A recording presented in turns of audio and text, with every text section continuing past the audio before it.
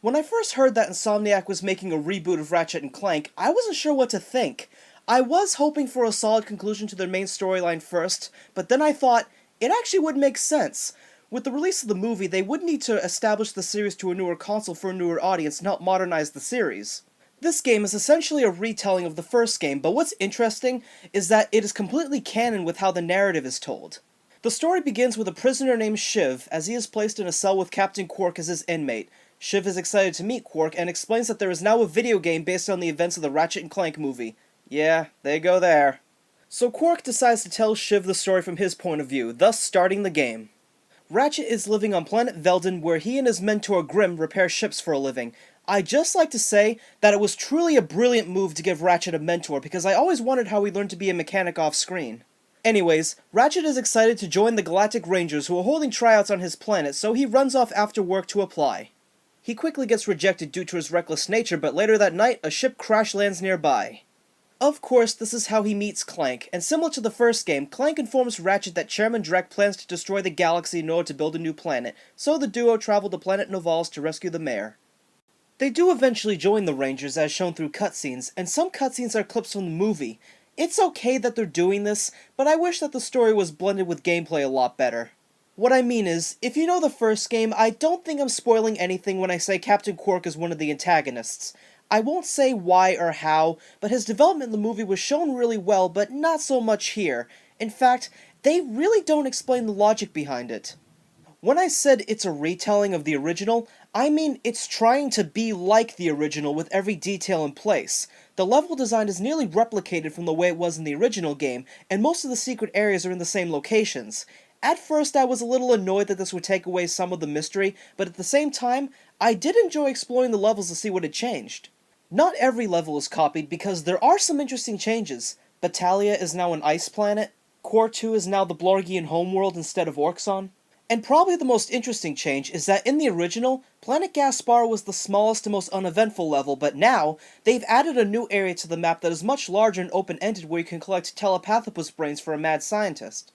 Instead of skill points, there's a trading card system where you collect cards from secret areas and defeated enemies.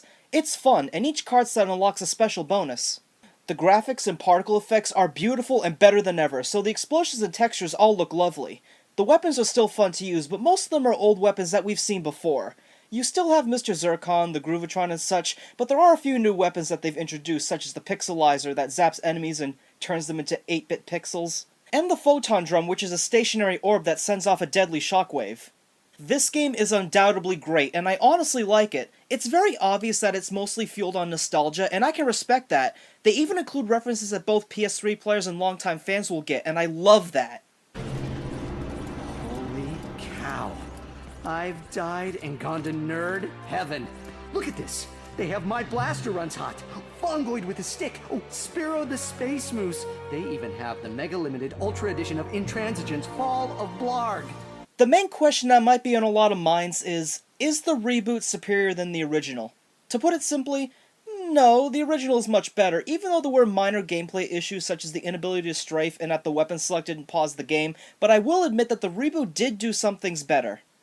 You still have to rescue Skid and his agent, but this time it feels much more rewarding because they aren't just trivial side quests, but rather key to the story, and they also invite you to the Blackwater City race, so they tie it in much better rather than just coming across the invite in an unrelated location.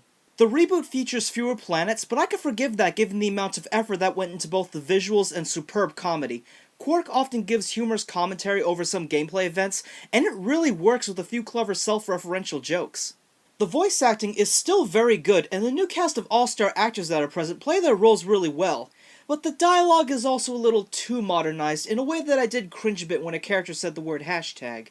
If you're a longtime fan or a newcomer looking to see what all the fuss is about, then I would say that this would be a perfect entry point into the series. It's a blast from the past, and it's not 100% perfect, but I still savored every moment. I know who you are. You're the Lombax and the Warbat from the news. Oh, and you must be the faceless minion helping Drek terrorize the galaxy. That's just my day job. My real passion is in amateur neuroscience. I've been collecting brains from telepathopuses as a hobby for about a year now. You collect brains as a hobby? I'm gonna go out on a limb here and say you're single.